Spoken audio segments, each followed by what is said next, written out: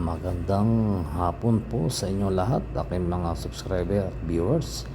Ayan po, ipapakita ko lang po muli sa inyo ang kagandahan ng puno ng dates na yan. Ayan, sadyang nakakaaliw pagmasdan. Ang puno na yan, kung makikita nyo, yung bunga niyan ay dilaw. Napakarami, siguro po ay hindi lang 10 kilo ang bunga na yan. Ayan namang isa ay kulay green pa, ay hilaw pa.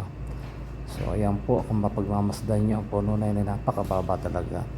Talaga namang napakaswerte ng mga masisipag magtanim. Ayan, kasabihan nga, kahit desierto ay maraming pakinabang, marami ang nagtatanim. Ayan, tinan nyo naman, napakagandang tanawin ang puno ng dates. Ayan, napaka-masustansya at napakatamis ng kanyang bunga.